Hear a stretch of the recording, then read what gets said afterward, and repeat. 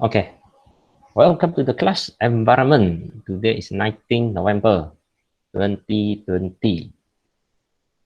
Okay, can you see here our national policy on the environment? Okay, cakaplah sikit, janganlah diam saja.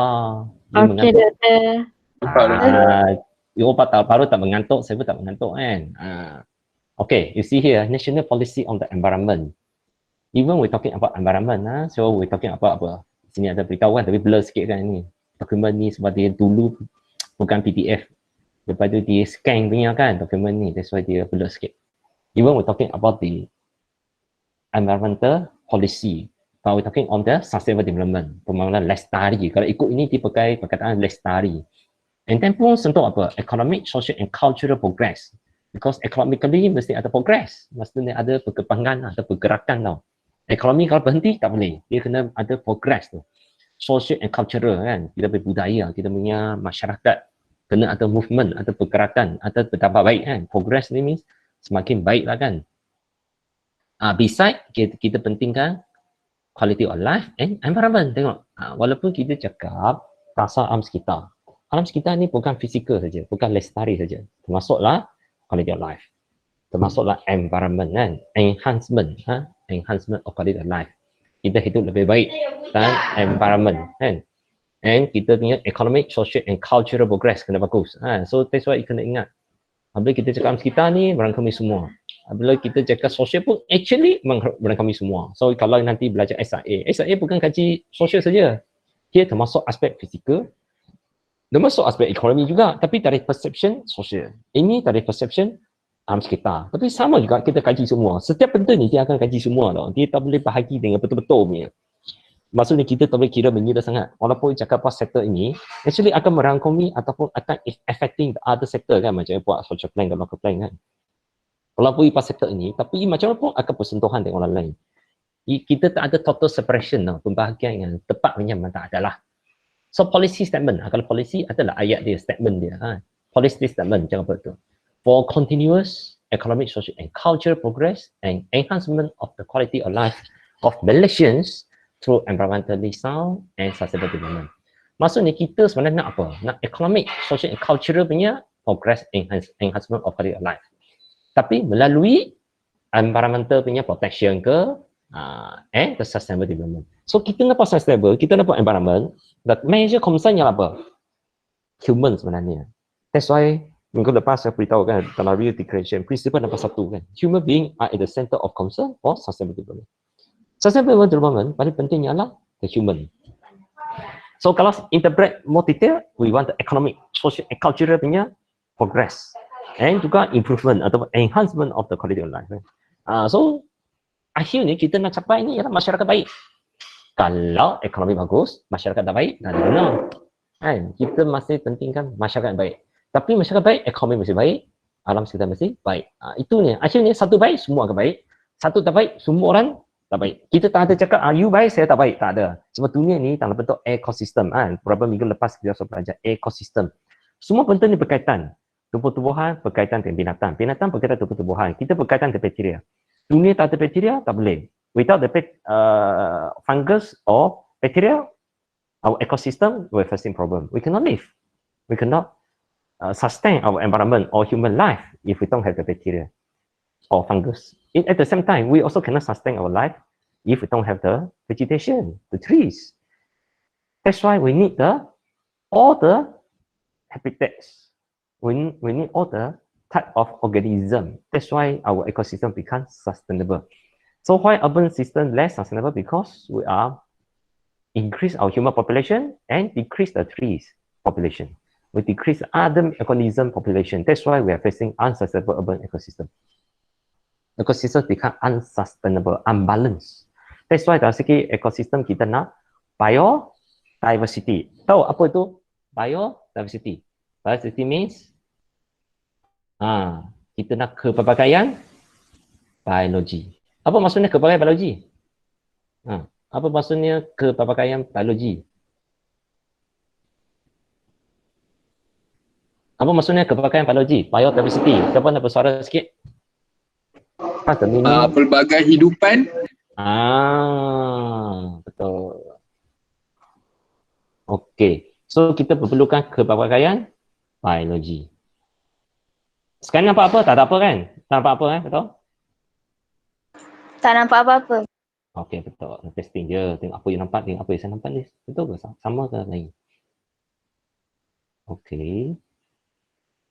Baik. So, tadi ingatlah kaji whiteboard tu. Tak apa nantilah.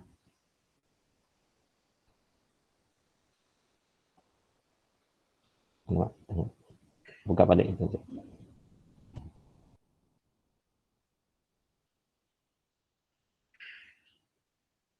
Ya, buka banyak benda jadi slow. Dah tutup.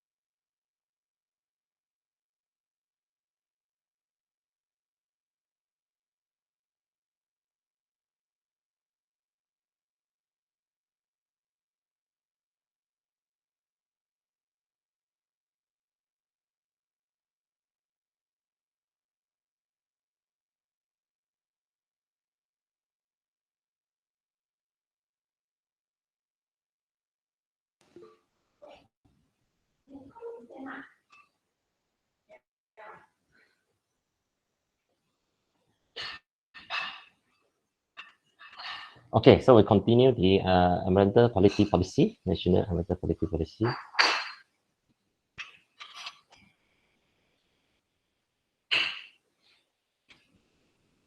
So again, more important is a biodiversity, kepelbagaian biologi.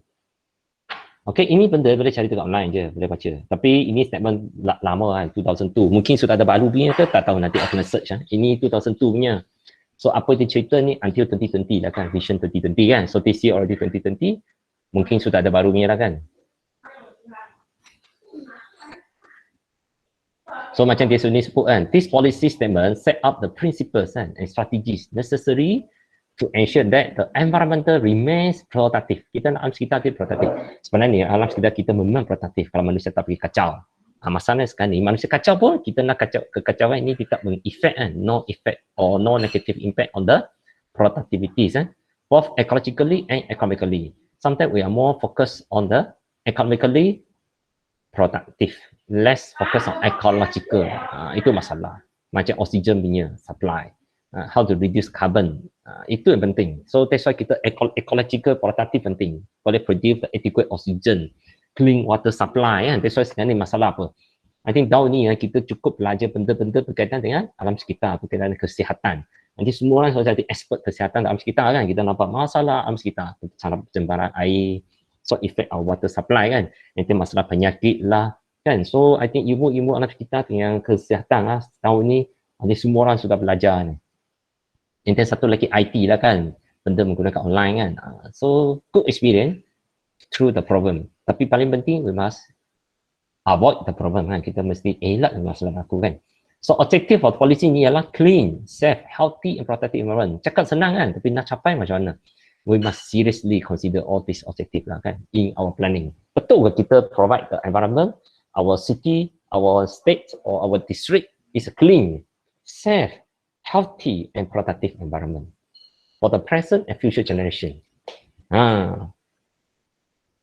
Tapi semasa kita merancang, contohnya semasa ni you pakai buat apa? Structure plan.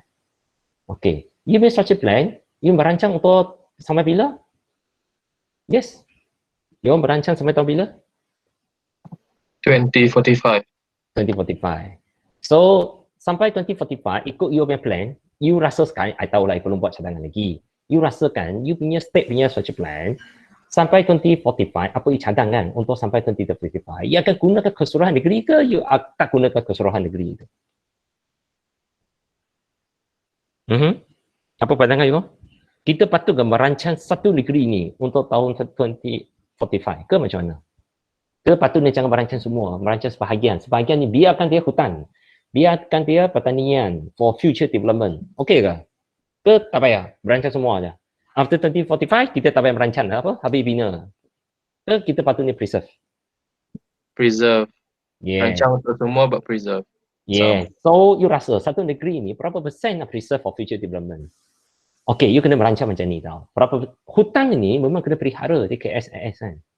Wetland ni kena pelihara sebagai KSAS kan. Heritage area kena preserve kan KSAS kan. Selepas tolak semua yang preserve, kawasan yang boleh dimajukan, kawasan sesuai dimajukan, berapa persen sekali nak digunakan sampai 2045? Maksudnya, kawasan yang boleh dimajukan, berapa banyak patutnya dirancang, dizongkan sampai 2045?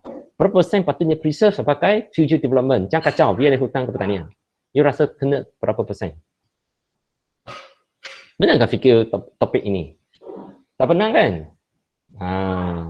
Itulah masalah planning kita. Bukan je you tak fikir, ramai orang tak fikir.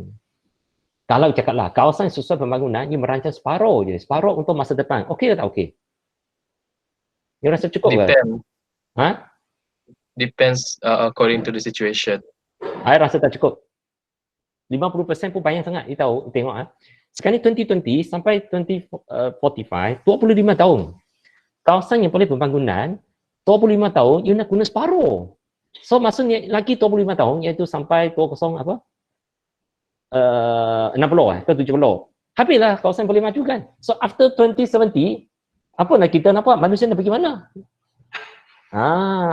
Tak akan kawasan boleh maju, kita guna separuh untuk 25 tahun. Lagi 25 tahun, maksudnya 50 tahun dari hari ini, 2070, kawasan yang boleh maju, semua telah maju. So, lepas tu manusia buat apa? Nak masuk hutan pula. Habislah hutan. Habislah ekosistem kita. Nampak ke masalah perancangan kita? Kita merancang, jarang fikirkan long term the impact tau. Kita tengok kawasan susah pemajuan, zonkan dia saja. Untuk 25 years. Sikit saja preserve for the future. So, lagi sekali, local plan, social plan, habislah. So, in the future macam mana? Itu ni mengapa banyak tempat negeri maju ni, dia majukan hutan. Kalau dia tak majukan hutan, mengapa ada masalah pencemaran air? Macam Selangor KL ni, mengapa ada masalah pencemaran air? Sebab pembangunan sudah masuk ke kawasan tahan air. Yang patutnya hutan ni, sudah ada pembangunan masuk kan? Apabila ada pembangunan masuk, itulah masalah mencemarkan sungai. Dulu tak ada masalah ni kan? Mengapa sekarang ada? Maksudnya dulu social plan, local plan, dia tak ambil kira long term punya impact. Dia maju saja kawasan yang boleh bermajuan. So sekarang ni, masuk hutan. Apabila masuk hutan, apa jadi? Pencemaran air lah. Sumber air kita tercemar. Sebab ada pembangunan. Yes, you cakap ada pembangunan. Kalau kita jaga baik, okey. Tapi tahulah orang Malaysia ni, cakap dalam kita kan tak jaga. Tak jaga punya. Businessman tak jaga. Orang menguruskan sampah ni tak menjaga. Tak tahulah siapa yang suka cakap dalam kita. Macam tak ada. Orang suka jaga duit saja kan. Dia duit banyak kan. Nak maximize the profit kan.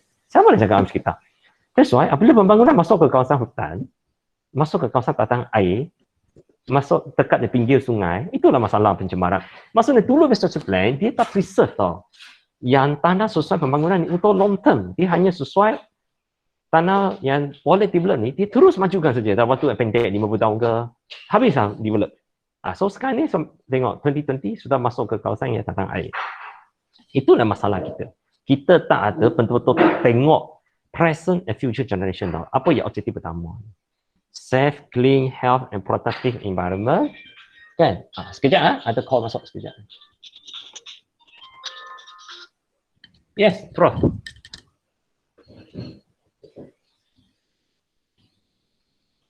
Okey, tulis kepada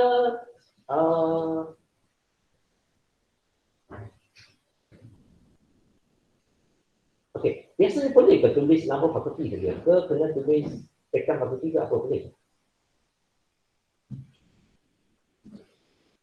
Jika pakai fakulti baca, Aina tulis tekan saja boleh lah. Tekan fakulti 9 baca ukur boleh. I WhatsApp you lah. I WhatsApp you lah. I WhatsApp you lah. Okay, WhatsApp you. Okay, thank you. Bye, bye, bye.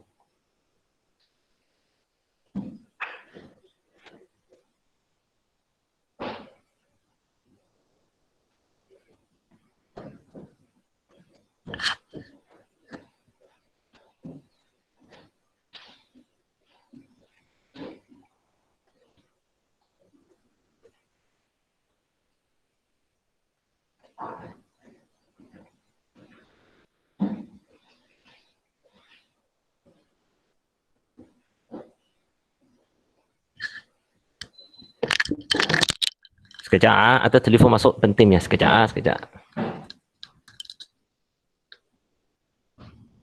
Ya, dia kami. Ya, sorry kacau sekejap. Tanya sikit. Untuk seminar itu, actually orang peserta sudah bayar.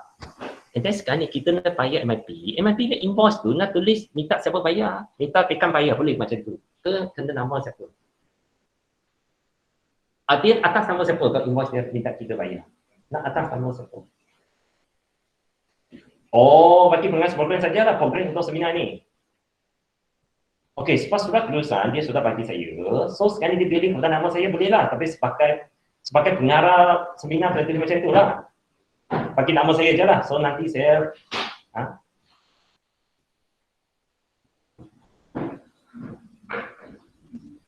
okey. Tulis senang lah. Sekretariat seminar lah.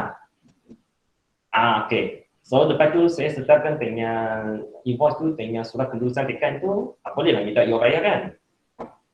Okey. Tak pernah buat. Terima kasih.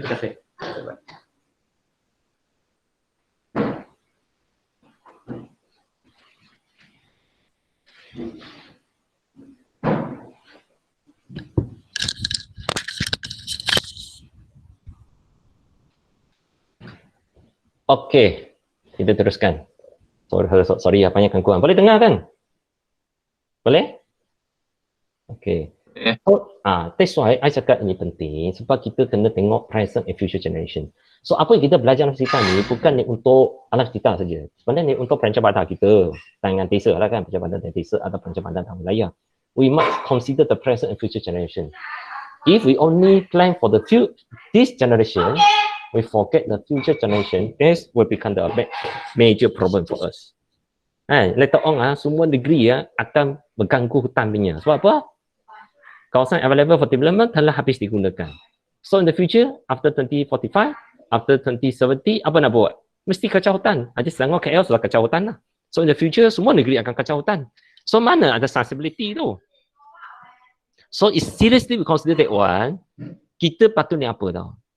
Apa yang kita perlukan, kita cuba kurangkan saiz dia tau. Kita call for compact development. That's why mengapa kita nak high density development. Mengapa kita nak compact development kan? Compact maksudnya padat. Mengapa dah padat? Jimatkan banyak tanah. Mereka cakap, oh compact tak bagus. Tanah banyak, mengapa tak boleh maju? Yes, dimajukan semua tanah. Nanti anak you, cucu you nak maju tanah mana? Dunia kita, manusia boleh tambah. Bumi kita tak boleh besarnya. Bumi tak beranak, tak bercucu. Dia tak boleh besar. Bumi itu saja saiz satu, tak boleh beranak lagi. Tak boleh membesar lagi. Manusia je boleh besar, boleh banyak. That's why. Macam mana kita nak jimat tanah? Development kalau boleh high density. Dan compact. Jangan asyik majukan tanah hijau. That's why greenfield development kan. Pembangunan tanah hijau, greenfield development. Tak baik. Sebab apa? Cepat habiskan tanah hijau. Tanah yang kosong. In the future kita nak apa? Anak cucu nak pergi mana? Nak ke nanti satu hari Malaysia pun limit. Oh, satu keluarga, satu anak je. Sebab apa? Lebih orang. Macam China dulu kan. Dia limit. One family, one kid saja. Boy or girl, either one saja. Tak boleh lah, tak boleh tambah lah. You tambah perempuan, tak boleh lelaki, itu saja. Tak boleh tambah lagi lah. Sebab apa? No space. Sekarang ni, tak tahu macam mana ditambah jadi dua. Sebab mungkin ramai tak mau beranak pula sekarang ni. Ramai tak nak beranak pula. That's why sekarang ni China buka balik, boleh dua anak. Dulu mungkin semua orang suka beranak banyak, dia nak satu anak je. Sebab tak ada space. That's why kalau kita tak tengok long term, kita hanya tengok present generation, in the future mungkin kita akan hadapi masalah ni tau. That's why kita kena call towards compact development. Semua benda kita kena fikir compact. Rumah, macam mana rumah itu compact? Kemudahan awam, macam mana boleh compact? Sesuai ke? Pada raya 1 ekar tanah. Surau 1 kawasan tanah. And then apa lagi? Sport facility 1 tanah lagi. Semua landed tau. Semua kemudahan kita landed punya. Pertanah punya. Akhirnya disebabkan ada 5-6 kemudahan ni, kita guna banyak tanah. Mengapa kita tak boleh integrasikan dia? Satu kompleks kemudahan awam.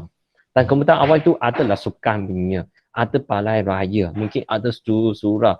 And then semua ada dalam. Jimat tanah kan. Sebab tanah kita ialah limited resources. So patutnya kita kena kaji balik. Oh, our planning guidelines, our planning principles. Patutnya kita ke arah compact lah. Bersepadu. Dengan padat. Compact. Bukan dia Bersedia tak? Ikut garis pantau kita sekarang ni memang tak sustainable lah. Para raya guna satu keping tanah. Balai polis satu keping tanah lagi. Semua kemudahan guna tanah berasingan. Kita ada zon guna tanah kan. Satu tanah, satu kegunaan. Kita tak ada misuse, tak ada campuran guna tanah. So kita punya tanah cepat akan habis. Kita tak share. That's why konsep UTC ni bagus. Kan? UTC ya, Open Transformation. Satu bangunan itu ada macam-macam. Dulu ni mesti apa? JBJ asing, pendaftaran asing, post office asing. Kan? Semua asing kan? Dengan idea UTC ni, satu bangunan ada semua kan? Ada pendaftaran, ada pejabat pos, kan? Ada immigration. All in one roof. Under one roof. Lagi bagus kan? That's why after all the activity under one roof, then kita jimat the space. And then kita pun jimat the transportation. Tak payahlah nak buat urusan 5 benda satu hari, kena bawa kereta pergi 5 tempat, and dia cari parking 5 kali, payah 5 kali. Kan? Susah. Kan? Satu kali bawa kereta, satu kali parking, buat 5 aktiviti under one roof. Kurangkan pergerakan. That's why akan reduce the carbon emission. That's why kita banyak benda kena berubah tau. Kita kena berani berubah ke arah compact. Kita jangan suka bergerak jauh-jauh. Itu ni benda. Kalau kita faham prinsipal ini, objektif ini kan, kita nak productive environment for the present and future generation. Kita tak boleh tengok apa kita ada untuk kita saja. Kita akan tengok apa yang kita ada ni, nak share untuk anak cucu cicit dan selama-lamanya, infinity kan. Kalau manusia ni nak beranak bercucu lagi lah, kecuali kita nak beranak bercucu lah, nak tiga manusia ni pupus kan, itu tak payah cerita apa lah kan. Conservation of the country uniqueness, diversity, cultural and natural. Ialah AMS kita bukan saja AMS kita nak cultural kita, heritage kita, termasuk natural heritage kita, cultural heritage kita, semua kena preserve. Nak preserve dia punya uniqueness, kelainan dia, atau ke speciality dia kan, dan juga diverse dia, itu penting. Di sini saya sebut kita perlukan cultural diversity. Diverse cultural, bukannya kita nak memansuhkan budaya orang Cina. Kita memansuhkan budaya orang asli, memansuhkan budaya orang India. Kita simpan satu je budaya orang Melayu, contohlah. Ataupun satu simpan je budaya orang Iban, contoh macam tu. Boleh ke? Tak boleh. Itu tak betul. Sebab kita perlu diverse culture. Sama dengan environment. Kita perlukan biodiversity. In terms of culture, kita perlu cultural diversity. Bukan saya cakap, memang United Nations cakap macam ni. Polisi ni pun cakap macam ni, diverse culture. Kita perlu memerlukan kepelbagaian budaya. Satu budaya bukannya bermasuk mesti bersatu padu. Bangsa sama pun boleh bergaduh. Dalam parti politik satu pun boleh bergaduh. Kita semestinya satu budaya, satu bahasa, kita mesti bersatu. Tak ada. Kalau kita tak ada niat nak bersatu, satu bahasa, satu bangsa pun tiap hari bergaduh punya. Sebab ada kepentingan peribadi punya. That's why diverse culture, diverse punya language. Tidak bermaksud mesti memecah bahagi kita berbangsa kan. Tidak semestinya kita tidak boleh bersatu kalau kita menggunakan bahasa yang berlainan. Kalau you ingat orang Malaysia saja multicultural, you pergi cek mana negara ni adalah satu cultural saja. Tak ada punya. Australia satu cultural? Bukan. China satu budaya saja ke? Bukan. Kita ingat orang Cina satu jenis saja ke? You pergi China nanti baru tahu. Semua negeri di China, bukan negeri kan, ingat semua bahagian, nanti semua bahagian kan, province kan. Semua bahagian di China guna bahasa berlainan. You baru tahu. Kan? You pergi Shanghai, bahasa Shanghai lain daripada Fuchao, lain daripada Hokkien, lain daripada Kuantong. Semua bahasa lain. Kalau kita tak ada satu standard bahasa, macam contohlah, saya pun tak faham bahasa Hainan. Hainan pun satu provinsi dekat China.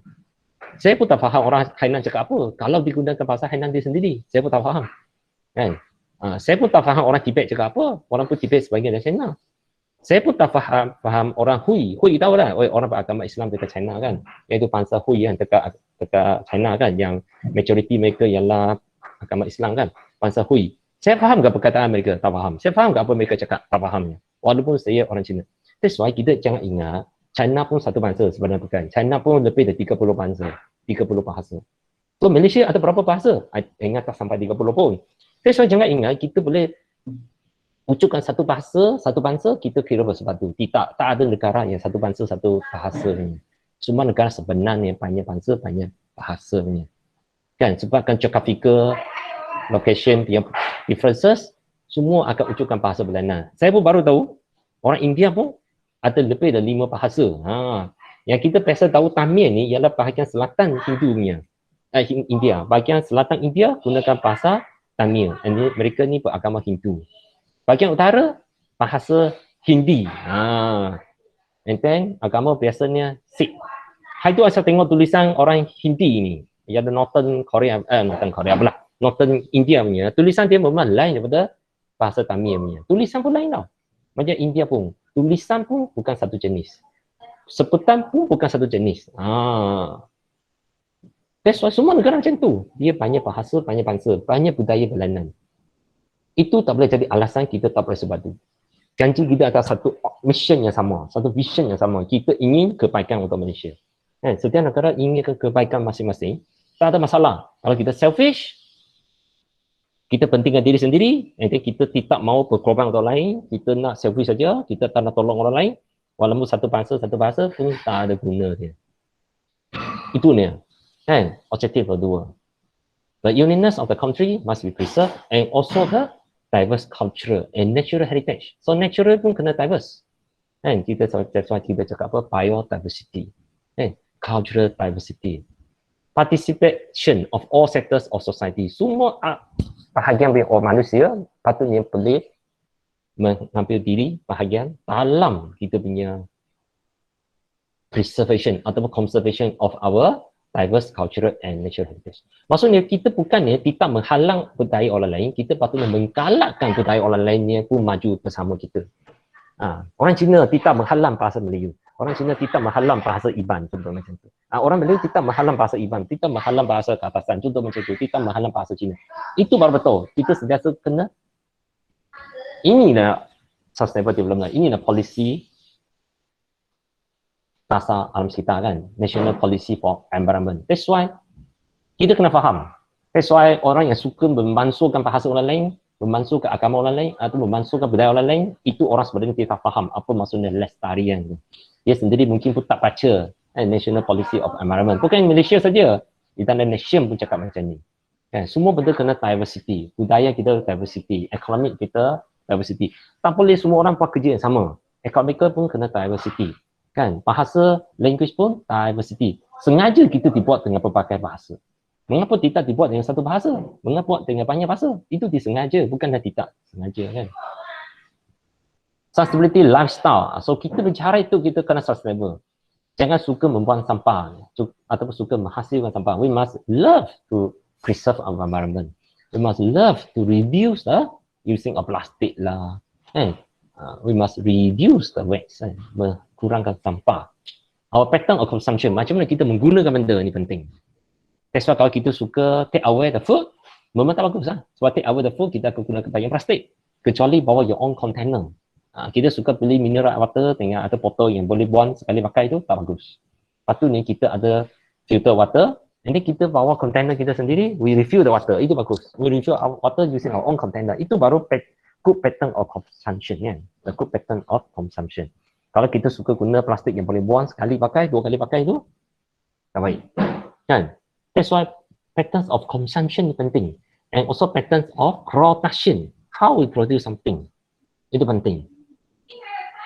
Contohnya kita nak tulis surat.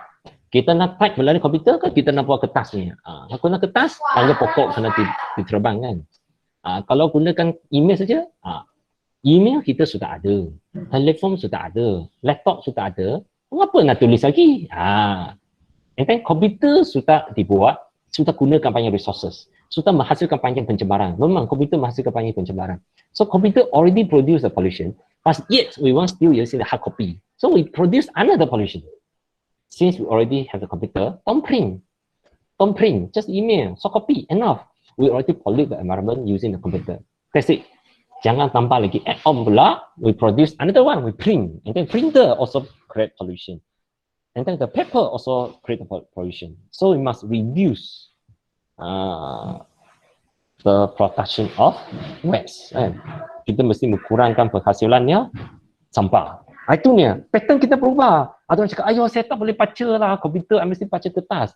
So student bagi kita 100 helai thesis, dia mesti print keluar 1 helai thesis. Conteng waktu 1 jam, lepas tu bagi student tu baca. Lepas student tu baca, buang tong sampah. Hasillah 100 keping kertas. That's why pattern kita kena berubah. Kita kena tukar kita punya lifestyle tu. Kita patutnya train ourselves to read. Langsung copy lah kalau boleh. Jangan print out. Yang print out basi kertas. Saya cakap, tak apalah saya bayar duit. Ni bukan masalah duit. Ini masalah resources. Ini masalah pollution. Kita ada duit untuk dibazir, tapi dunia ni tak ada resources untuk kita dibazirkan. Anak cucu tak ada peluang kan untuk menerima alam sekitar yang sihat dan bersih kalau kita buat macam ni. Nanti anak cucu kita akan sengsara kan. Kita akan dapat the polluted environment. So we must responsible to our future generation. Okay.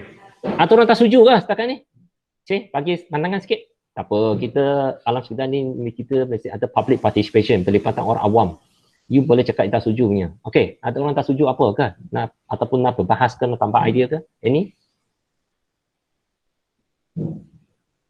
Ke semua orang tak tengah tidur ni, tengah masak makan? Setuju je doktor. Setuju kan? Siapa yang cakap Setuju. Ya, Setuju, so- doktor. Ya. Okey, so semua macam ni bagus ni, cantik pantai ni. So test mesti dapat bagus-bagus lah. Okay.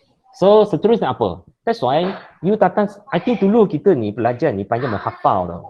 Lepas tu you hafal-hafal, masuk exam, tak boleh buka buku, keluar balik. Sebenarnya dulu saya lama saya bercita-cita open book test tau. Apa maksud open book test?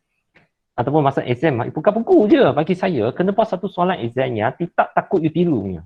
Biarlah you bawa buku. Nak bawa satu trolley buku masuk pun suka hati you lah. Nak buka handphone ke online pun suka hati you. Sebenarnya idea saya macam tu. Exam tidak penting you tiru meniru. Patutnya bagi peluang you buka buku, buka internet. Tak apa, you buka je. Kita tengok apa you jawab. Kalau apa you jawab semua ambil orang lain punya idea, maka dipotong lah. Itu macam, that's why akhirnya cita-cita saya tercapai dengan MCO ni. Sebab kita online exam. Bila online exam, memang kita tak boleh menghalang you copy paste. Kita tidak menghalang you merujuk. Tapi, kita tengok apa you tulis. Apa you type tu. Apa you type itu, kalau idea semua orang punya, ayat pun orang punya, sorry lah, tak ada bakal lah. Atau potong bakal lah. Kita nak you punya idea knowledge after you digest someone punya knowledge. You boleh ambil idea orang lain. Lepas you, macam tadilah, I baca sustainable benda, tapi saya tak ulang dia benda. Saya expand benda dia. Saya bertambah benda dia.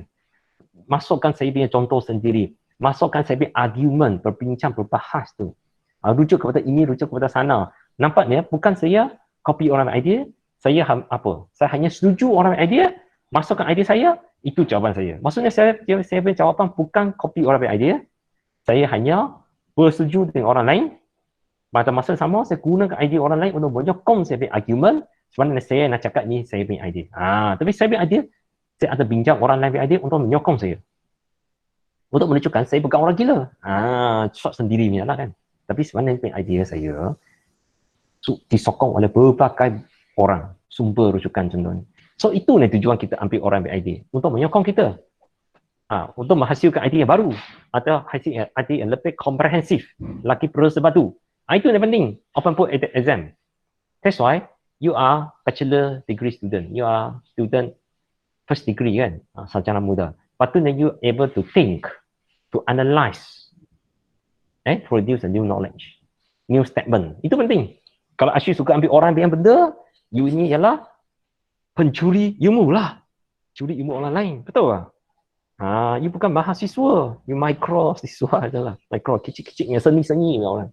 Tak, maksud seni bukan arts tau. Seni maksudnya too small. Ya, too small. You suka meniru. You bukan orang besar lah, bukan mahal lah kan. Tak jadi mahasiswa lah, jadi micro siswa je lah. So, patutnya you able to think, to analyze the information, the knowledge. Bukan analyze information, analyze the knowledge. Ada orang yang cakap betul. Tadi kita cakap cultural diversity, biological diversity, betul ke bagus? Kena fikir tengok tau. Apabila dunia kita panjang jenis binatang, bagus tak bagus? Dunia kita panjang tumbuh-tumbuhan, bagus tak bagus? Kalau dunia kita tinggal pokok dengan manusia saja, boleh tak? Tak boleh, mesti tak sustain.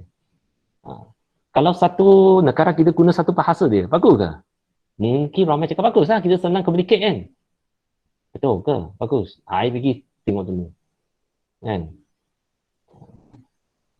Betul ke satu bangsa, satu bahasa bagus? Kalau macam ni, mengapa dibuat manusia berpakai bangsa dan bahasa pula? I kena ingat. Bukan saya nak jadi lain dari you all. ini kita dibuat macam ni kan. Mengapa kita dibuat macam ni? Kan? Bukan saya naknya. Kan? Ini bukan dibuat oleh manusia. Dunia ni bukan dibuat oleh manusia. Mengapa dibuat dari perlainan? Jadi manusia sendiri pandai-pandai ingat kita tambah perlainan. Bukanlah kita yang buat jadi perlainan. Mengapa kita boleh pilih pula kita tak mau diversity tu kan? Kita macam against the natural ecosystem kan? Ataupun natural system kan? Yang keberpakaian ni kan?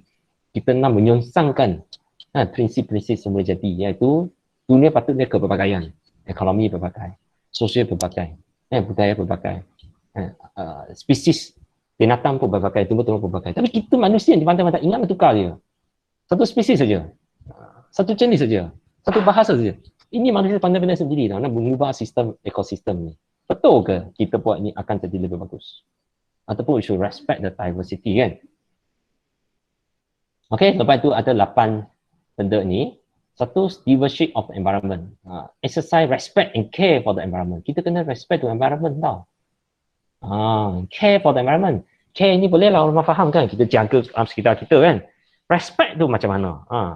Apa beza ni respect and care? Care, okay, jaga kualiti bagus, care lah kan? Jaga. Respect maksudnya apa? Macam mana kita respect to the environment? Highest moral tau, ethical standard tau. Maksudnya bukan setakat ilmu keresbantuan tau. Bukan setakat mengikut undang-undang tau. Kita sendiri secara sukarela ada moral yang tinggi ni, yang tertinggi ni, tak etika yang bagus ni untuk menghormati alam sekitar tau. Apa ini? Susah. Bukan setakat ilmu keresbantuan lah. Kena melebihi keresbantuan. Bukan seperti yang disuruh. Kena lebih yang disuruh kan. Bukan seperti yang dihendaki. Kita buat lebih dihendaki. Kalau merancang 25 tahun, kita mengambil kira 2,500,000 tahun. Atau 25 juta tahun punya masa depan. Kita semua patutnya mengambil kira lebih lama. Itu maksudnya respect kan. Kalau tak ada, just following the guidelines. Following the demand kan. Tak boleh. Itu tak jadi. Orang minta 100, bagi dia 1,000. Okey atau tak okey? Ke orang minta 100, bagi 50 je. Ini nak jadi orang macam mana? Kan? Orang minta 100, bagi dia berapa? 1,000 ke 50. Itu tengok ibn moral lah. Orang perlukan ini, dia bagi lebih ke bagi kurang. Itu ni orang punya mindset lain tau. Okay. Conservation of nature, vitality and diversity. Tengok ini lagi cakap ni. Diversity, keberpakaian biologi kan. Natural. Vitality lagi. Bukan diversity saja, kena vitality. Boleh panjang umur lah. Kita berekosistem kan. Continuous improvement in the quality of the environment kan. Sustainable use of natural resources. Supaya alam sekitar kita kena guna dengan sustainable. Apa maksudnya natural resources? Manusia pun natural resources. Kan? Pun natural kan? Apa yang ada di dunia ni bukan dibawa oleh manusia. Semua natural lah kan? Manusia bukan dibawa oleh manusia sendiri kan? So alam sekitar ataupun sains kita panggil natural resources kan? Semua kita natural kan? Tanah kita, air kita, semua natural resources kan. Ada benda yang tak natural? Ada. Economical system, itu non-natural, manusia yang buat kan. Legal system, itu manusia yang buat. Garis pantuan, itu manusia yang buat, bukan natural. The human creation kan, buatan manusia kan. Integrated decision making, kita buat keputusan kena integrasi. Maksudnya jangan syok sendirilah, saya mesti besar, saya buat keputusan saja. Tak boleh. Kita kena ambil kira decision ataupun opinion from others. Integrated decision making. Ataupun kita punya decision making pun kena ambil kira berbagai faktor. Itu pun maksudnya integrated. Integrated ni satu mungkin kita mengambil kira berbagai pihak punya pandangan. Dan satu lagi, we are taking care more factors, more sector, more aspect in making the decision. Kan? Jangan tengok satu je. Tengok kepentingan diri sendiri je. Aduh, tak boleh lah. Role of private sector penting, commitment and accountability. Kita penting accountability, bertanggungjawab ni penting. Active participation in the international community kan. Bukan kita jaga diri sendiri, kita kena jaga berbagai bangsa punya kan, berbagai antara bangsa kan.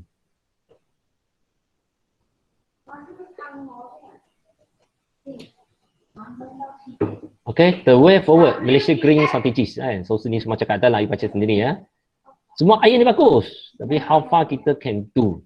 Pentingnya macam tadi perkataan yang difokus, moral. Kita kalau tak ada moral itu, pentingkan diri sendiri saja, memang tak ada guna lah.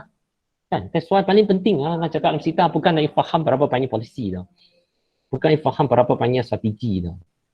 Ataupun buku berapa banyak baca tau. Dia penting ialah dia moral. Etika itu. Dia ada etika ke? Ada moral ke? Ataupun ia ada tanggungjawab you ke? Nak cakap dalam sekitar. Maksudnya nak jaga semua bangsa, semua binatang, kan? Semua ekosistem.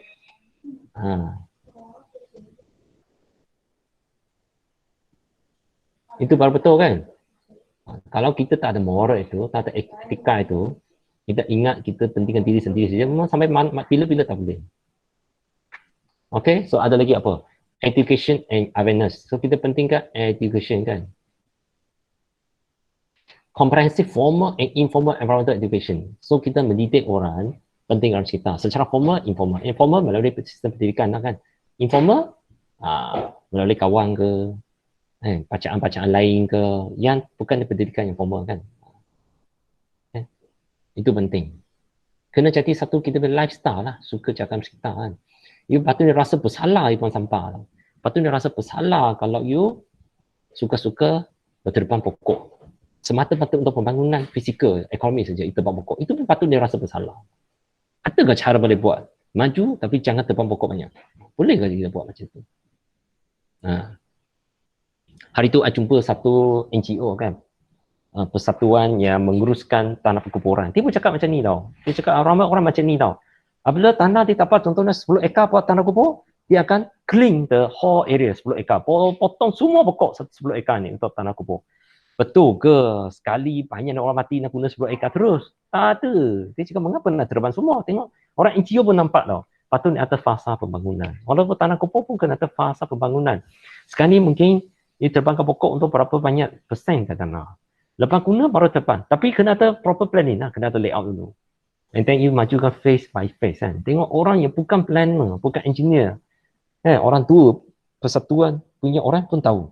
Kan? Pembangunan kita kena ada fasa, kena ada planning. Kita plan earlier, lepas tu majukan phases by phases kan. Slowly punya. Jangan terbang pokok untuk semua je.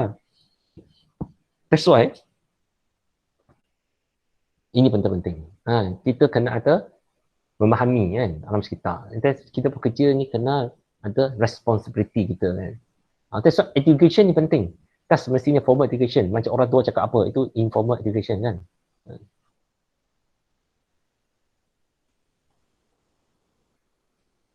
Okay? Yang lain-lain tu boleh baca sendiri. Paling pentingnya you kena suka membaca, suka mendengar kan.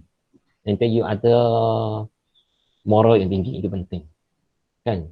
Jangan asyik fikir saya boleh dapat apa. Sebab tu nak fikir apa yang orang lain boleh dapat. Kan?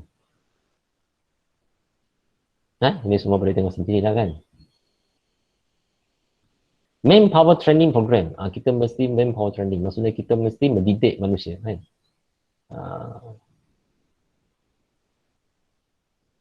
Kita enable the trainees to deal with environment and development problem. Kan? Kita mesti melatih orang lain untuk melatih orang lain lagi kan. Supaya kita mengurangkan masalah alam sekitar dan jaga baik. Okay, so ini tak mau cakap panjang lagi. Ini boleh baca sendiri. Api tahu skip je. Kan? You kena baca sendiri lah tentang alam sekitar. Okay, satu lagi mungkin saya nak tunjuk sekarang ni. Ialah apa?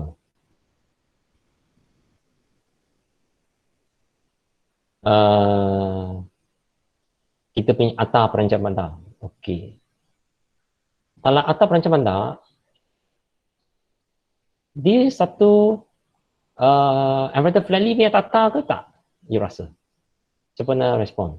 You rasa kita punya Act 172 ni satu akta yang cinta alam ke tidak cinta alam? Cuba nak bersuara. Tak apa, cuba je. Anyone? You rasa? Cinta alam doktor sebab dia cover untuk alam sekitar punya isu juga. Okey. Dalam akta ni ada berapa kali sebut perkataan sustainable? Benar tak you search tengok? Tak Boleh pernah. Tak benar. Okey, kita sekarang search. Berapa kali sebut perkataan sustainable? Ini bahasa Inggeris punya kan? Okey, sustainable.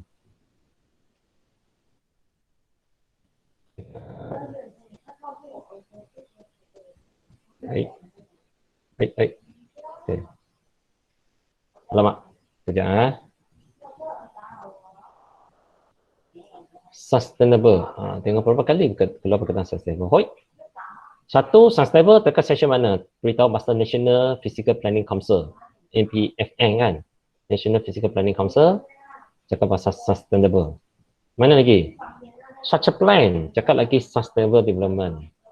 Okey, 2 kali.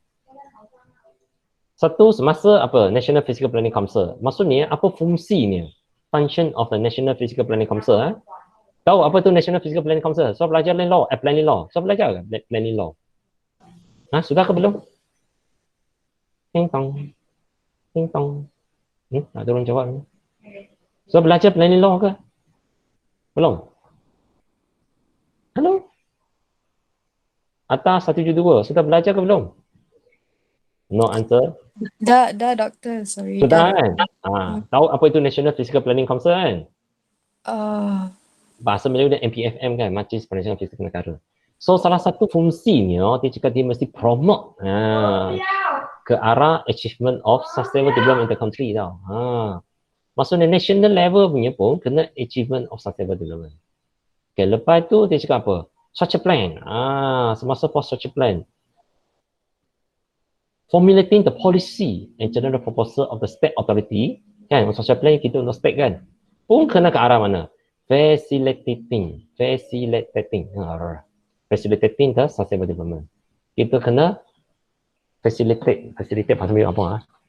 Maksudnya ke arah lah kan, kita mesti mengurus, memaju ke arah kan, facilitate kan, pembangunan mampan. So kalau federal National Physical Planning Council nak ke arah mampan, state social plan cakap perlu mampan, local plan perlu ke mampan? Perlu ke tak perlu? Local plan. Walaupun tak atas yang berkaitan dengan local plan, dia tak sebut sustainable development, tapi dia termasuk ke tak termasuk sustainable development? Ke tak termasuk? Siapa nak cuba? Boleh ke kita cakap ikut atas local plan tak payah sustainable? Boleh cakap macam tu? Ke tak boleh? Hello? Siapa nak cuba? Such a plan ada cakap sustainable development. Local plan tak cakap kan? So, perlu ke tak perlu local plan ke arah sustainable development? Hello? Anyone to answer? Tidur lah. Okey, panggil nama. Ada 2 kali kedua nama Aisyah ni. Aisyah Salim ada tak ada? Ada doktor. So local plan perlu ke sustainable development ke tak payah? Ikut atas tak cakap kan? Perlu ke tak perlu?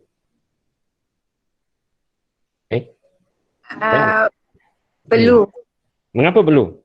Mengapa dia cakap perlu? Ikut atas tau, bukan ikut cakap tau. Ikut atas punya. Mengapa perlu? Ikut atas, dia tak sebut sustainable development tekan session yang local plan tu. Hanya tekan social plan. So, ikut atas ni, local plan perlu ke arah mampan ke tak payah? Ikut atas tau, bukan ikut cakap. Ikut atas ni, perlu ke tak perlu? Tak ada jawapan. Berani je, salah tak apa. Apa Aisyah Salim kan? Ada ke tak ada? Perlu ke tak perlu? Bagi saya perlu. Bukan you, ikut atas. Ikut atas perlu ke tak perlu?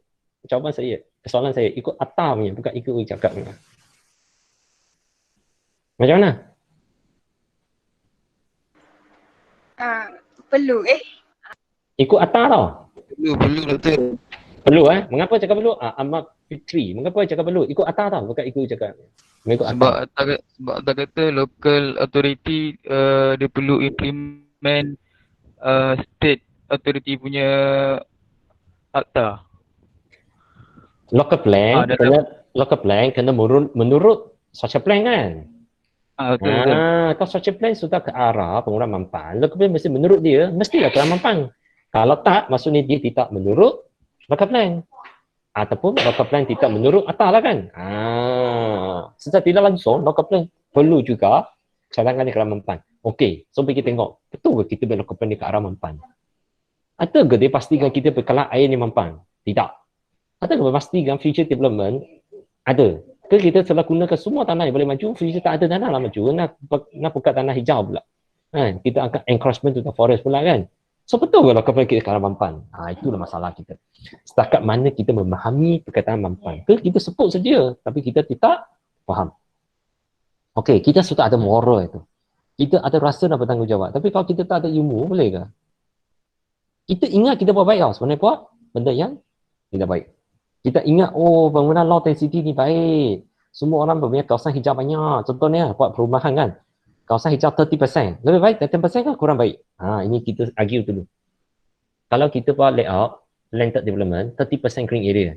Is it better than 10% green area ke? Bukan better than 10%. Halo? Siapa nak cuba? Kita buat perumahan, housing layout, 30% green area. Adakah lebih mampan daripada 10% green area? Ke tidak lebih mampan? Ke lebih mampan? Mana satu? Bagi nama lagi nak ni. Muhammad Noman ni. Itu kan Muhammad Noman. Ada kan orang ni? Ke? Ya. Betul ke? Kita kawasan hijau dekat layout you lebih banyak kawasan hijau. 30% layout. Adakah layout ni lebih mampan compare dengan 10% ke terbalik? Terbalik. Terbalik. Lagi banyak kawasan hijau tak baik. Mengapa? Mengapa tidak baik? Lebih banyak kawasan hijau.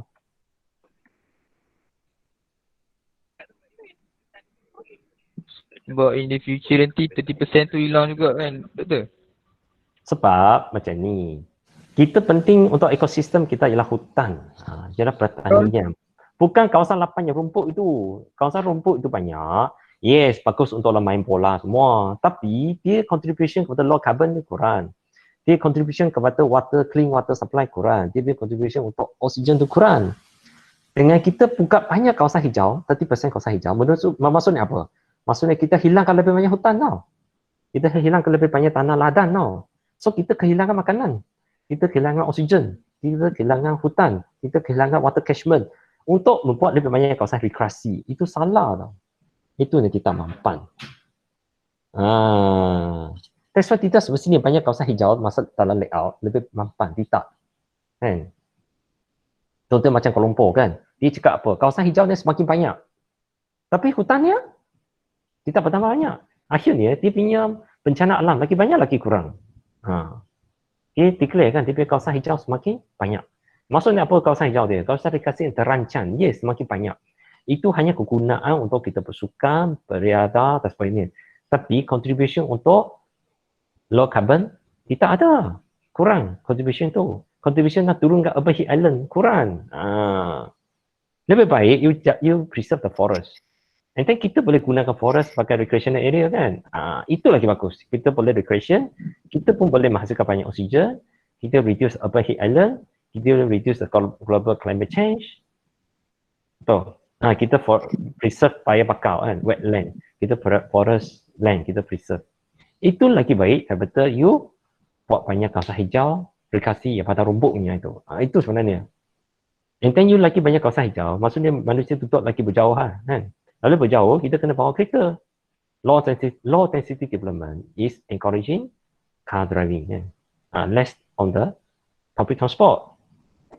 Mengapa Singapore public transport lebih berjaya dari Malaysia? Sebab Singapore punya development more compact. Apabila dia more compact, dia senang menjayakan public transport dia. Apabila kita low density, memang susah nak berjayakan public transport ni. Kan? Sebab kita penduduk bersererak. Apa bersererak memang tidak sesuai untuk menyokong public transport. Lebih senang untuk driving. Itu you kena faham. Tak faham, you boleh baca kan. Boleh bincang. That's why kita suka low density development nampak macam green, banyak. Tapi itu bukan green city lah. Itu bukan green development sebenarnya. Sebab dia akan menghilangkan banyak kawasan hijau yang bagus seperti hutan, wetland, kan pertanian tidak hilang. And then kita akan car oriented kan. That's why, kena ada ilmu, ada moral saja tak cukup. You ingat niat baik, tapi sebenarnya buat jahat. Itu orang cakap lah, niat baik tapi buat salah lagi. Okay, that's why tahu planning pun ke arah mampang. Itu statement cakap macam ni lah. Tapi setakat mana berjaya tak berjaya, itu ikut you punya knowledge, dengan ikut you punya moral lah kan. Apa you buat ni betul ke? Sebab atas ni cakap general je, dia tak boleh detail. Detail nak you punya idea sendiri. How to do it, kan. That's why ini ada sebut berkaitan sosial lah, ekonomik lah semua kan. Facility lah, well-being lah, environment semua ada, traffic lah semua. Ini semua baik-baik. Mungkin mampan tau, mungkin tidak mampan. Layout yang sudah buat sangat bagus, orang sangat suka pun tak semesti mampan. Sebab yang suka, this generation. So how you want to ask the future generation to answer your question? How you participate the future generation? Itu satu masalah. Kita cakap public participation. We participate the people to give opinion. But you only can ask the current generation. You cannot ask the future generation. So who want to take care of the needs, the benefits of the future generations? Kita macam mana tanya orang masa depan. Kepentingan untuk jaga. Ada ke apa kita rancang baik untuk masa depan? Ada ke baik after 3030? Kita cakap 2020 kan? 3030 macam mana? Lagi 1000 tahun, 1010 tahun, macam mana? Kan? Itu ni yang susah tau. Kita hanya merancang tahun ini saja. Kita merancang untuk generasi ini saja. That's why apabila rakyat dia cakap apa yang dia nak, atas mesti bagus. Yalah, orang cakap participation penting kan, manusia tahu apa yang diperlukan. Betul, tapi dia hanya tahu hari ini dia perlu apa saja. Dia tak tahu lagi anak cucu dia perlu apa tau. That's why bukan semua rakyat cakap ni mesti bagus. Cuma dia katakanlah rakyat ini pun selfish kan, pentingkan diri sendiri. Dia lupakan masa depan. Dia lupakan orang lain. Kan? So siapa nak jaga the benefits of the future generation? Siapa nak jaga the benefits of the minority? Bilangan yang sikit ni, golongan yang minority ini, bangsa yang kecil-kecil ini. Siapa nak ingati dia punya kepentingan ni?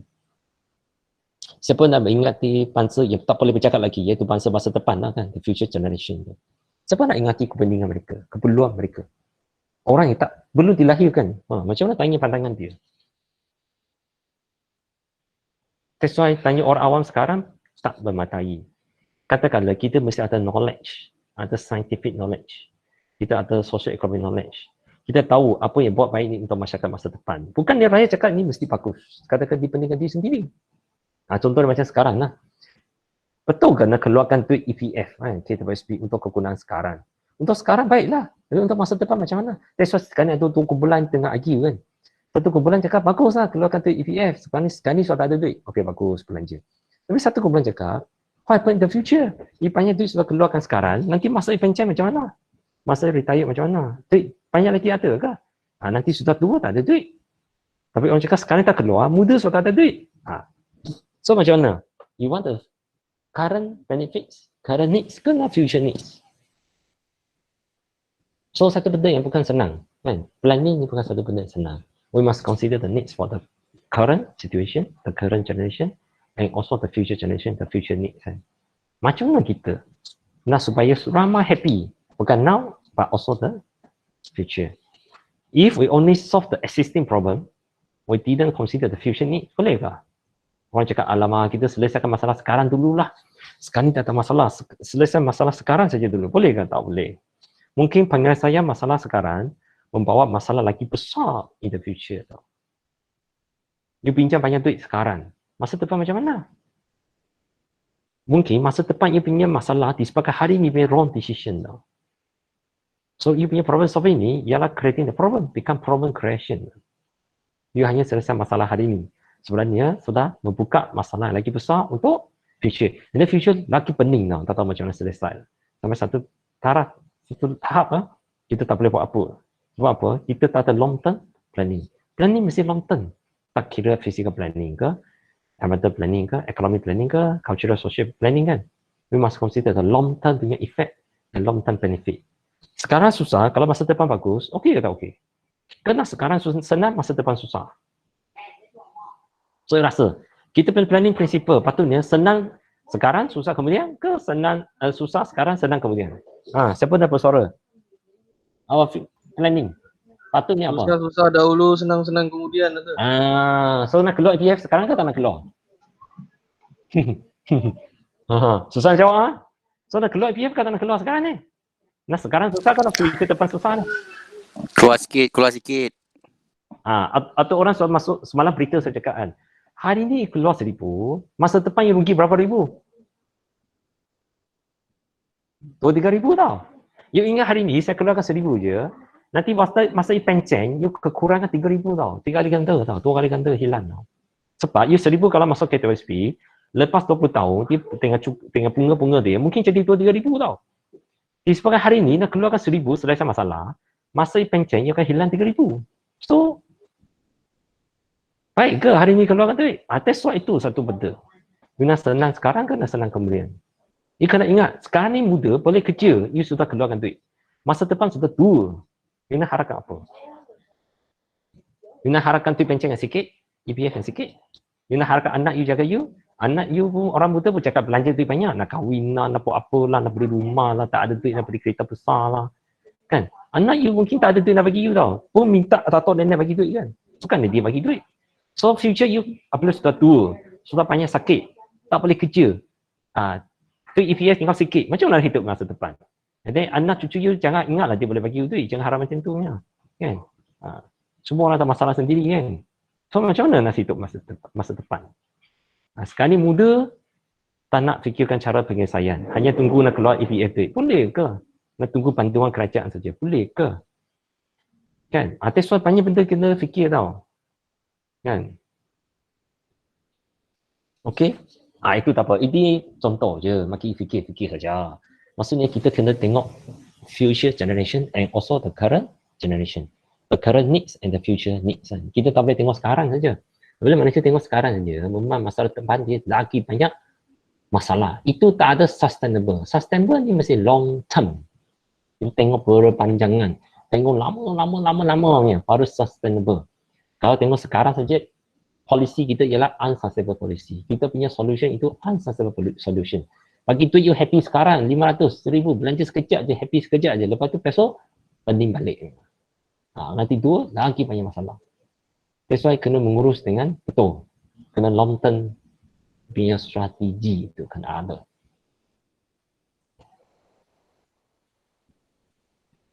Okay, so ini boleh baca sendiri. Saya bagi contoh je, bagi berfikir. Saya sudah bagi berfikir. Itu ni, you siswa-siswi kan, especially panggil nama mahasiswa-mahasiswi kan. You kena fikir panjang ni kan. Okay, so Atta, saya tengok sikit. Asal kita saya bagi tengok.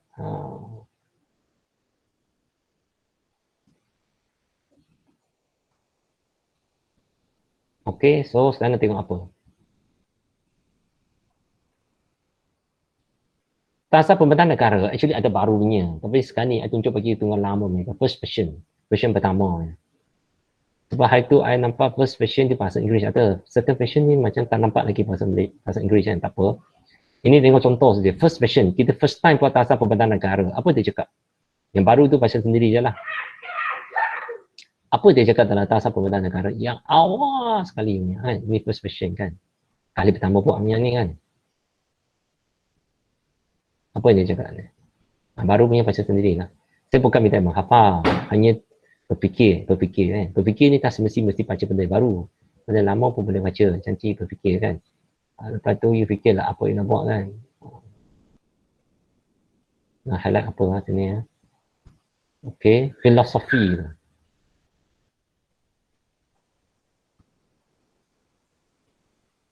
Okey, taasa pembandaran negara. Sebab Malaysia kita urbanize. Kan? You tak nak ke trend pembangunan kita sekarang ni ke arah urbanization. Apa maksudnya urbanization? Apa ni maksudnya urbanization? Siapa nak cuba? Jangan translate perbandaran, tak mau. You nak explain. Bukan minta translation. What is the meaning urbanization ataupun pembandaran? Yes, siapa nak bersuara? Apa itu urbanization? Perbandaran. Apa maksudnya? Apa itu? Kena bagi nama ke? Boleh. Muhammad apa ni? Farizuddin. Ada? Oh, Ada doktor. Aku Ada. jawabnya. Apa maksudnya urbanization? Pandangan saya urbanization tu macam dia buat pembangunan lah doktor. Pembangunan yang pesat kot. Apa maksudnya urban? Urbanization ni ia kata perkataan asalnya urban kan. Urban maksudnya apa? Bandar kan? Bandar. So, urbanization maksudnya apa? Tak tahu. Ya, susah lah. Yang ni soal part 5 betul sampai dari orang lain. Ini siapa ada? Saya cuba tengok siapa ada ni. Tadi ada satu lagi Aisyah kan? Ada 2 orang Aisyah kan? Satu Aisyah apa lagi? Aisyah Salim. Satu lagi Aisyah apa? Mana pergi dia? Aisyah Nasir. Satu lagi Aisyah ni. Mari. Mana pergi? Hello? Mr. Quick Okey, bagi Aini Amanina. Mana pergi? Hilang lah. Tengah masak ke? Aini Amanina, pergi mana? Halo? Halo? Tak ada, ini hilang pergi masak apa. Nurul Nabila? Tak ada juga? Ini online saja, lepas tu tak tahu dia buat apa. Tengah berniaga kan. Nurul Nabila? Tak ada juga. Oh, Nurul Naciha. Nurul Naciha ada? Tak ada juga. Oh, ini waktu memasak ke? Old ladies hilang Kena panggil lelaki je lah. Ahmad Yurman. Ada? Tengah tunggu makan. Tak ada juga. Teruk lah tengok ni. Panggil nama tengok tak ada orang jawab ni. Ini semua kehadiran tipu punya. No Atira? Hello? Pun tak ada. Nanti bagi video you tengah sendiri. Siapa yang masuk nama je hilang ni orang. No Atira pun tak ada. Yusmira? Betul ke? Ini semua bagaimana orang ni? Yusmira pun tak ada. Farah Noriswani ada? Pun tak ada. Banyak orang tipu ni. No Shakira ada? Pun tak ada. Ya, doktor je. Ramai kawan you bagaimana tipu kehadirannya Okey, Shakira, yes. Jawab dulu. Apa maksudnya pembandaran, urbanization? Selepas file ni, apa maksudnya urbanization, pembandaran? Doktor. Yes. Siapa nak jawab? Yes, siapa ni? Nak cuba. You cuba? Urbanization tu, pemandaran tu macam kawasan rural dia tukar kepada urban area. Sebab Yes. Bagus. Okey, ada jawapan lain? Siapa lagi nak cuba jawab? Jawapan ni bagus tapi boleh lagi ada jawapan lain lagi. Okey, siapa nak jawab lagi? Itu satu jenis urbanization. Rural become urban. Okey, urbanization. Apa satu lagi? Apa lagi? Nanti Shakira tadi cakap apa tu? Shakira tu. No, Shakira tu. Saya. Yes, apa yang nak cakap? Pembandaran. Urbanization ni dia macam population from rural to urban area. Migration lah kan, urban to rural lah kan? Rural to urban kan? Okay, migration of population from rural to urban. Okay, Shakira penjawapan. Yang Farizuddin, luar bandar, kita maju jadi bandar, betul? Betul juga? Rural become urban. Rural become urban, urbanization. Migration from rural to urban pun is a urbanization kan? Betul? Betul. Apa lagi? Apa lagi? Proses perubahan daripada luar bandar kepada bandar yang berkembang menjadi lebih kompleks. Okey, mungkin kita punya cara hidup lain, sistem kita lain kan? Okey, betul juga. Okey, ada satu lagi iaitu population kita di Malaysia contohnya atau di satu negeri itu. Berapa persen duduk di luar bandar, berapa persen di bandar. Contohnya, Selangor, mungkin 80%, 90% orang duduk di urban. Kuala Lumpur, 100% orang duduk di urban. Mungkin Perak, mungkin 50%. Itu pun satu urbanization level yang different. We have the different urbanization level kan. For all the states kan. Ada negeri 50% urbanization. Iaitu 50% je orang duduk di bandar. Negeri itulah. Ada negeri 90% urbanized. Ada negeri, I think satu je negeri yang 100% iaitu KL lah kan. KL ni the only one 100% urbanized. Maksudnya semua penduduk ni semua kawasan itu kira urban. Selangor belum lagi semua tempat urban. National mungkin dia 80% je urban ataupun 90% je urban. Kalau Perak mungkin 50%. Boleh cari maklumat lah kan. Kelantan mungkin lagi kurang, mungkin 30% je urban kan. So urbanization ni banyak cara. Satu tempat berapa banyak kawasan yang urban ataupun berapa banyak manusia duduk di kawasan yang urban. Urbanization boleh cakap is a process, migration from the rural to urban. Ataupun satu lagi, that physical same area we develop from the rural become urban. Pun urbanization. Sekarang faham. That's why pasal pembandaran refer to patut dia panggil betul lah. Iaitu the process of changing the rural to urban or migration from rural to urban or how many percent yang semakin banyak duduk di urban kan within the same state or same wilayah persekutuan kan. Okay. So urbanization ni dia nak apa? Livable city kan. Jadi bandar okey, tapi jangan jadi bandar yang unlivable. Kita hidup lah, kita boleh hidup punya. Oh, sengsara punya bandar lah kan. Kita kena ada bandar yang livable kan. Yang boleh hidup, boleh huni kan. Ada daya huni. Kita duduk dengan selesa lah kan. So dia mesti ada merangkumi aspek ekonomi lah, urban services lah. Kan? That's why masa kita urbanize, from rural to urban, kita jaga ni semua.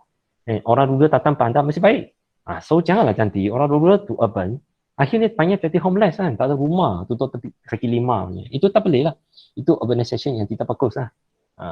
Dia tengok macam dekat Kuala Lumpur kan, ada tempat kan, orang pembalan dekat kaki lima punya kan. So itu satu urbanization yang tak baik lah, tak sihat punya kan. Dia akhirnya urbanization, banyak orang di urban, tapi di mana? Bukan di rumah, dia di kaki lima. Kan, dia pontok dekat mana? Pokok kan. Ataupun dia postingan kan. Kuala Lumpur pun ada squatters lagi tau.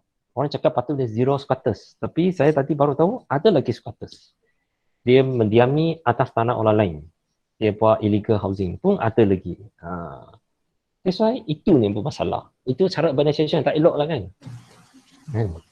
So kita kena ke arah yang livable punya city through the urbanization process. Jangan disebabkan pembantaran kita lagi hidup susah, low quality kan.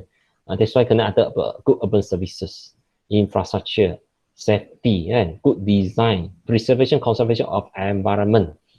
Cakap bagus. KL berapa persen hutan? 3% saja. Apa cakap conservation environment? Kan?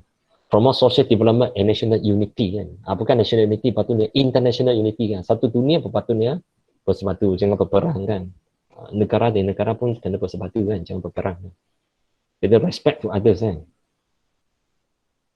Okay, so ini prinsip semua bagus sebenarnya. Tapi macam mana capai kan, tak kira tak asal kita ke, tak asal pembandaran negara ke, semua cakap bagus.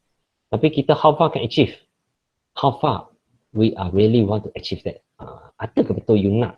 Atau orang cakap saja, bukan dia betul nak kan. Betul ke you nak ini berlaku? Bila orang lain happy, you happy ke? Orang lain senang hati, you susah hati pula kan.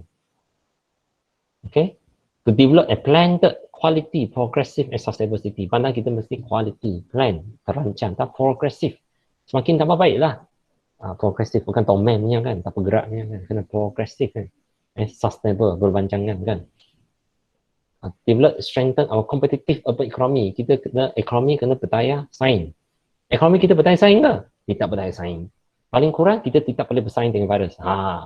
Itu satu masalah. Virus datang, ekonomi kita habis. Kita tak ada daya saing lah. Kita ingat kita bersaing dengan manusia je. Manusia pandai bersaing dengan manusia. Tapi manusia tidak pandai bersaing dengan virus. Ini kekalahan kita lah. Manusia ialah apa?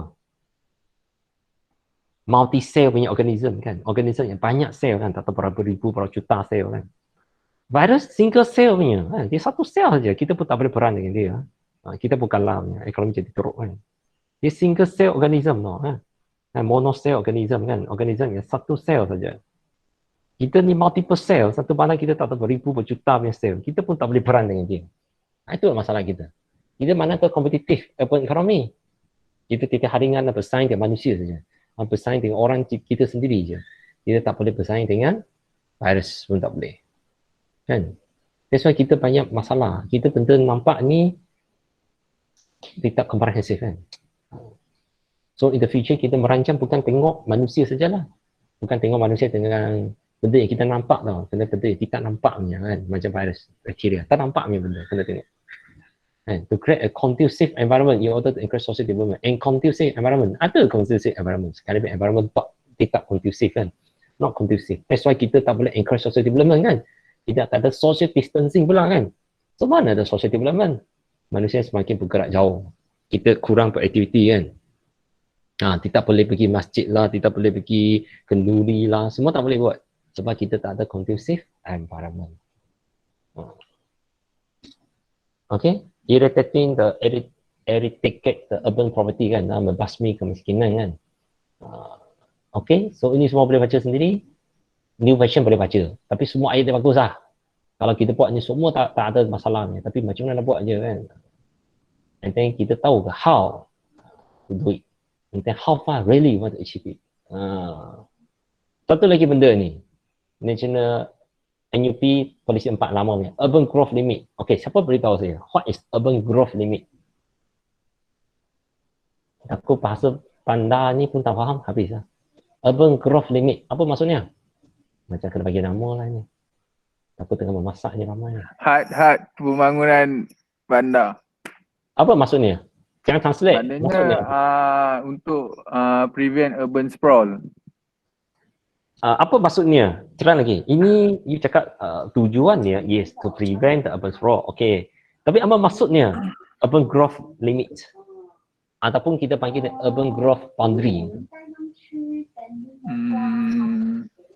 Dia kiranya macam boundary yang sampai situ je pembangunan untuk satu urban tu.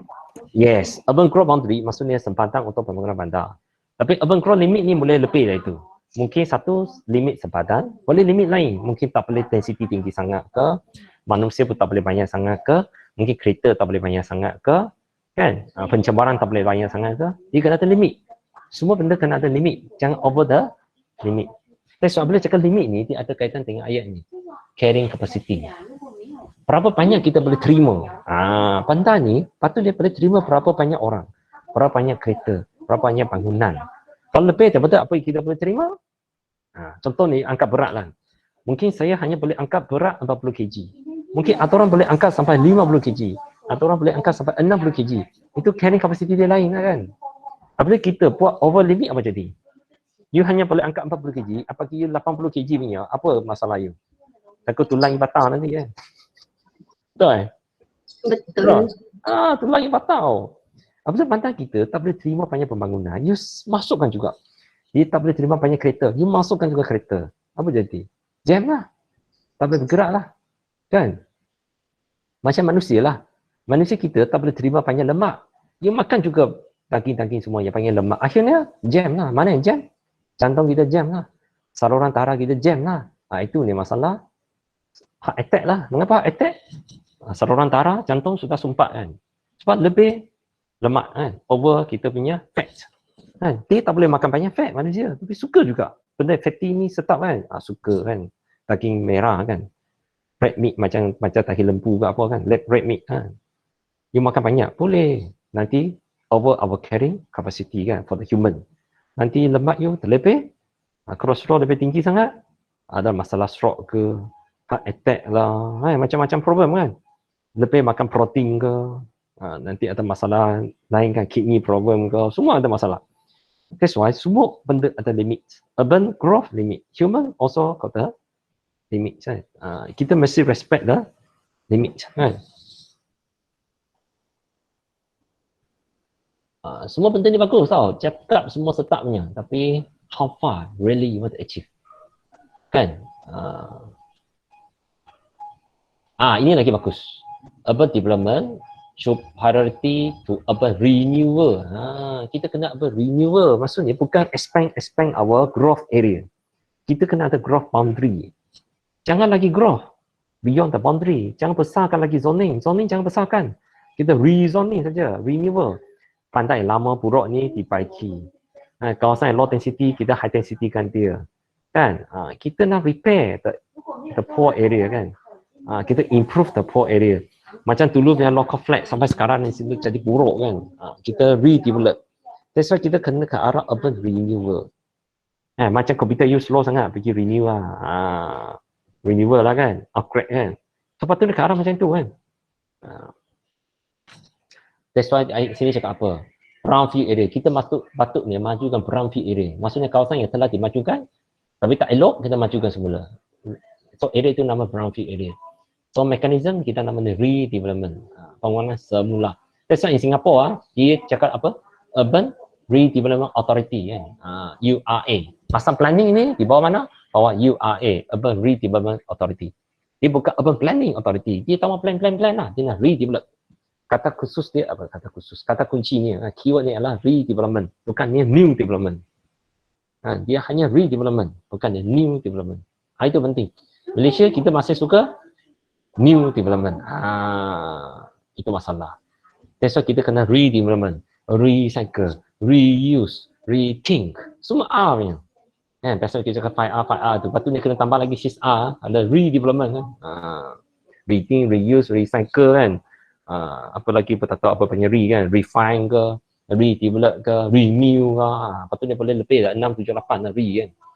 That's why maksudnya cycle lah. That's why last few weeks you belajar energy cycle, material cycle, carbon cycle, semua cycle. Semua betul-betul cycle. Cycle maksudnya lah. Guna balik. Non-stop punya. Air hujan ni bukan kali pertama turun kan. Air hujan yang kita tadi turun ni sudah berapa juta kali turun kan. Turun naik. So air hujan bukan air hujan yang first time punya rainwater. Bukan yang first time lah. Atau how many billions times kan air turun kan. Besok air turun, besok air naik. Air turun, air naik. Kan? Air turun hari ni, besok punya air naik. Menjanjikan future punya air turun balik. That's why dia satu benda yang recycle. Kan? Cycling dia proses. Intercycle proses. Okay? So ini penting. Kalau tak ada dunia kita tak sustain. Macam cycling lah. Kita naik turun kan. Bicycle tu kan. Ibu kaki kena naik turun kan. Roda ia pun kena pusing-pusing naik turun kan. Itu betul-betul itu. Cycling. Kalau tak bergerak lah. That's why without recycle tak bergerak. Okay? I think hari ni sampai sini saja. Semua orang setulis sama? Dengan nombor belajar? Sudah. Sudah, Doktor. Oh, tadi 69, tinggal 60 je. Dia tulis nama dia keluar tu orang macam ni. Orang dia pandai ya. Dia tulis nama dia keluar. Tinggal 60 orang je tau. Tadi 69 ke 70 tau. Termasuk saya 70. Saya masih ada. Tengok saya raise hand. Tahu no man. Okey. Yalah, ramai sudah ada. Inilah banyak tipu helang ni orang. Dia tulis nama dia hilang. Tak apa, nanti test dia fail pada muka ni kan. Tak apa. Dia tak nak belajar tak apa. Saya tak paksa dia. Nanti ingat boleh copy internet saja. Push. Wah, macam angkat sumpah saja orang ni. Raise hand kan. Udah angkat sumpah. Tak apa. Okey. Ini saya sudah record down. Tak apa. Nanti semua boleh tengok. Siapa ni sampai minit ke berapa orang sudah hilang. From the 60 to 70 to 60 lah kan. Menurun. Tak payah raise hand lah. Nampak lah. Okey. Bagus saja orang ni. Lower, naik, up and down. Okey. So, itu saja. So, ada soalan ke sebelum kita quit? Tak ada, Doktor. Tak ada Ada, Doktor. Paling penting, you kena betul-betul faham. Cinta alam bukan satu kejayaan saja. Ramai ingat cinta alam ni satu kejayaan lah. Satu bisnes dan cari duit. Itu bukan. Cinta alam ni sebenarnya you cinta diri sendiri kan. You love yourself, kan? You love your family, you love your future generation, you love others. Kan? That's why you must take care of the environment. You mesti rasa bersalah tau kalau you membuang sampah. Kena ada behavior macam tu. You rasa bersalah menyusahkan orang lain. Bukan ya, orang lain susah, saya senang, happy. Kan? Tak boleh. Orang lain susah, lepas tu ni rasa susah. Bukan ya, orang lain susah, you rasa happy. Itu yang susah tu. Kan? Boleh? Okay, so I think that's all for this week. We continue next week, same time. Thursday, 4 PM kan? So, orang yang tak hadir ni, minta dia pergi tengok YouTube nantilah. After I share the YouTube, dia pergi tengok, dia tulis nama. Kalau tak ada, kita tak hadir. Okay? Good luck. So, hopefully next week, mungkin saya akan beritahu bila kita buat test number 1. Mungkin end of next week ataupun another week lah. Okay, thank you. See you all. Bye. Thank you. Thank you, Doktor. Thank you, Doktor. Thank you, Doktor. Thank you, Doktor. Okay, thank you. See you. Bye. See you next week. Bye-bye.